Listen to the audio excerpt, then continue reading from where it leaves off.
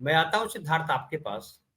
अक्सर जब भी कोई भी राजनीतिक चर्चा होती है तो उत्तर भारत ही केंद्र में रहता है, और उसी की परंपराओं, उसी की आदतों, उसी के चिन्हों को लेकर के हम बहस करते हैं भारत।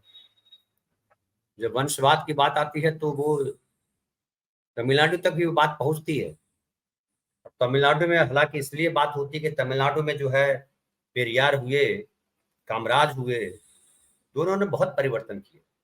कामराज ने भी बहुत बदला और देश ने सीखा। पेरियार ने भी बहुत कुछ बदल दिया और देश ने उससे भी सीखा है, सीख रहा है। लेकिन करुणानिधि जो लेकर के आए, करुणानिधि के बाद स्टालिन, स्टालिन के बाद उदयनिधि स्टालिन, उनके और भी भाई हैं लेकिन वो बहुत महत्वपूर्ण नहीं है। क्या आपको लग रहा है वहां चेन्नई में किस तरह से लोग देखते हैं वंशवाद को, और जब नरेंद्र मोदी आरोप लगाते हैं तो किस तरह से उस पर रिएक्ट करते हैं? सर, ये अपॉर्चुनिटी के लिए धन्यवाद। पहली बात तो सर, तमिलनाडु के पॉलिटिक्स में अगर आप देखेंगे तो लीडरशिप के मामले में हम जो मेन पॉलिटिकल लीडर्स देखते हैं वो है ऑफ कोर्स अन्नादुरई, उसके बाद करुणानिधि, फिर एमजीआर, जयललिता, फिर अभी है एम के स्टालिन, दैट इज उनके लड़के। एडप्पाडी पळनिसामी अभी तक इलेक्शन जीते नहीं है चीफ मिनिस्टर बनने के लिए। इलेक्शन जीते हैं लेकिन चीफ मिनिस्टर ऐसे जीते नहीं है वो, तो उनके उनको अभी हम उसमें लाते नहीं हैं। सर, इसमें आप देखेंगे तो करुणानिधि के फैमिली के सिवाय और कोई भी किसी पे भी आप वंशवाद का आरोप टॉप पे नहीं रख सकते, यानी पार्टी के टॉप पे, पार्टी के लीडरशिप पे। अगर आप अंदर ही अंदर देखेंगे तो काफ़ी सारे वंशवाद के एग्जाम्पल्स है, जैसे आपने पीयूष गोयल का एग्जाम्पल लिया है या फिर रीता बहुगुणा का जो एग्जाम्पल लिया था, ये काफ़ी सारे एग्जाम्पल्स लिए थे। लेकिन हम लीडरशिप की अगर बात करें तो सिर्फ करुणानिधि के फैमिली में एक्चुअली ये जो करुणानिधि के करुणानिधि ने जैसे अपने फैमिली मेंबर्स को पॉलिटिक्स में लाया है और उनको डीएमके का मेन स्टे बनाया है, इसमें डीएमके के अंदर ही काफी सारे क्रिटिसिज्म्स है। एक्चुअली अगर आप वेंकटाचलपति, एक जो प्रोमिनेंट हिस्टोरियन है तमिलनाडु के, इंग्लिश हिस्टोरियन है, उनकी बुक्स पढ़ेंगे तो उसमें आपको काफी क्लियरली पता चलेगा कि डीएमके के अंदर या द्राविडर कड़गम जो डीएमके का पेरेंट ऑर्गेनाइजेशन है, पेरियार का ऑर्गेनाइजेशन, उसमें भी काफी सारे क्रिटिसिज्म्स हैं कि करुणानिधि ने अपने फैमिली को प्रमोट किया है। जैसे कि अन्नादुरई ने ऑर्गेनिकली लिया था लीडरशिप, पेरियार के बाद उन्होंने स्प्लिट किया, डीएमके बनाया। उसी तरीके से एमजीआर ने ऑर्गेनिकली स्प्लिट किया और उसके बाद ऑर्गेनिकली जयललिता के पास गए। जयललिता के कोई खुद के सपूत नहीं थे, तो उसके बाद ऑर्गेनिकली अभी शशिकला के पास जाता, लेकिन एडप्पाडी पळनिसामी ने लिया है। लेकिन डीएमके में आप देखेंगे तो करुणानिधि ने अन्नादुरई के बाद लिया, तो उसके बाद उनके फैमिली में ही रहा है करुणानिधि। लेकिन आप ऑर्गेनाइजेशनल लेवल पे देखेंगे तो डीएमके में काफ़ी स्ट्रॉन्ग लीडर्स हैं। जैसे कि आप सेंट्रल डिस्ट्रिक्ट में देखेंगे स्ट्रॉन्ग लीडर्स है, सदर्न डिस्ट्रिक्ट्स में स्ट्रॉन्ग लीडर्स है, नॉर्दर्न डिस्ट्रिक्ट्स में स्ट्रॉन्ग लीडर्स है, लेकिन चीफ करुणानिधि के फैमिली से ही आ रहे हैं सर। लेकिन ये हम वंशवाद का जो डिबेट कर रहे हैं, ये हमें सबसे पहले देखना है कि ये वंशवाद पॉपुलर क्यों है। ऐसा क्यों है कि एम के स्टालिन के लड़के उदयनिधि स्टालिन, जो सिनेमा में थे, जो फिल्म डिस्ट्रीब्यूटर रहे हैं, जो यूएस में पढ़े लिखे हैं, खुद का यहाँ पे उन्होंने एक गेमिंग बिजनेस शुरू किया था पॉलिटिक्स एंटर करने के पहले। उन्होंने 2015-2016 में एक इंटरव्यू दिया था तमिल चैनल में कि इसके बाद मेरे फैमिली में से कोई भी पॉलिटिक्स में नहीं आएगा। वो एक सिनेमा रिलेटेड एक प्रोग्राम में उन्होंने बोला था, उनके वाइफ के साथ वो बैठे हैं और उन्होंने बोला, वो इंटरव्यू मैंने देखा है और इनफैक्ट वो काफ़ी सारे बीजेपी के वो इंटरव्यू को सर्कुलेट भी करते हैं कि मेरे फैमिली में से इसके बाद स्टालिन, मेरे फादर के बाद, स्टालिन के बाद कोई भी पॉलिटिक्स में नहीं आएगा। ये कहने के 3 साल बाद वो 2019 के लोकसभा इलेक्शंस में प्रचार में डूबते हैं, अंदर आ जाते हैं, यूथ विंग लीडर बनते हैं। और अभी बहुत अभी थोड़े महीनों में, थोड़े दिनों में शायद वो डेप्यूटी चीफ मिनिस्टर भी बन सकते हैं, ऐसा बज़ है।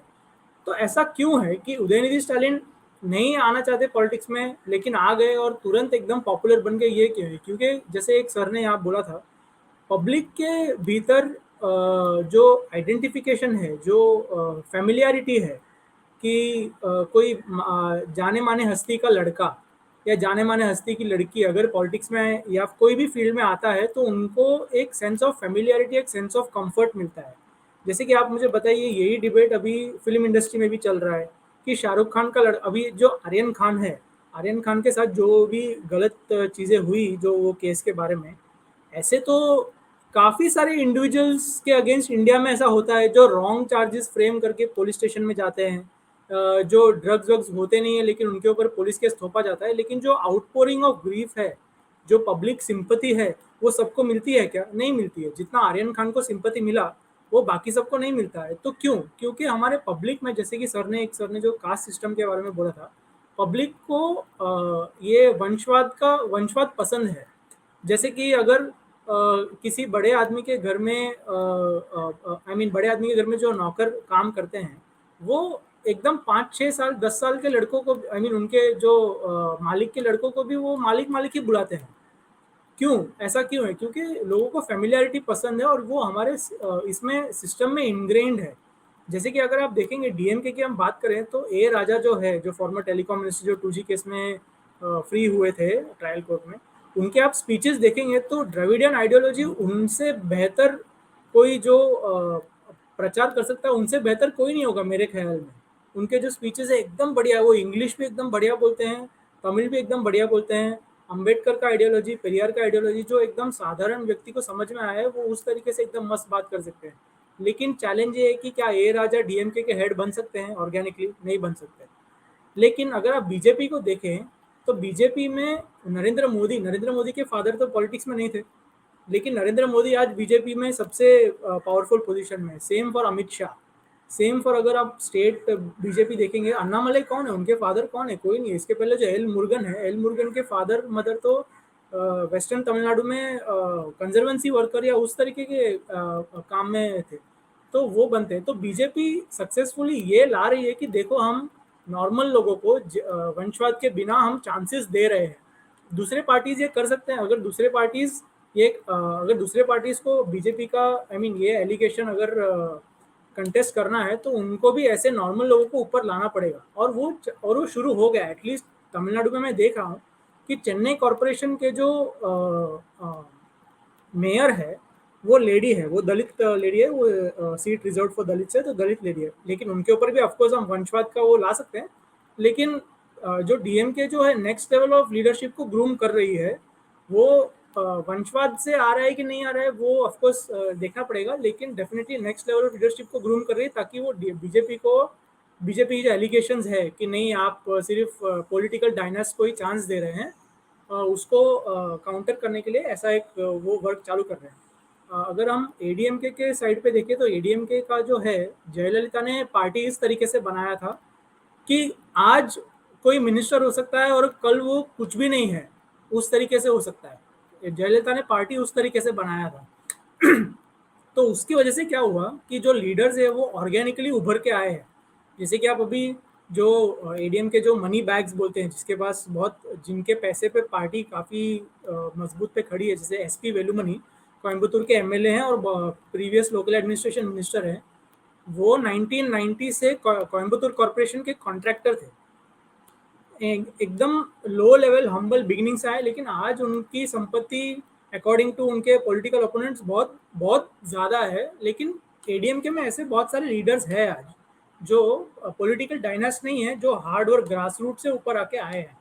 तो मैं ऐसा तो नहीं कहूँगा कि इंडियन पॉलिटिक्स में ग्रास रूट वर्कर या हार्ड वर्क का रिकॉग्निशन नहीं है, वो डेफिनेटली आ सकते हैं। लेकिन डेफिनेटली पॉलिटिकल डायनास्ट, जैसे हम बोलते हैं ना एंट्री बैरियर, बिजनेस में बोलते हैं एंट्री बैरियर, तो एंट्री बैरियर बिना पॉलिटिकल डायनास्ट के बैकिंग के लिए एंट्री बैरियर बहुत ज़्यादा होता है, और पॉलिटिकल डायनास्ट के लिए काफ़ी कम होता है। तो वही एक एडवांटेज है।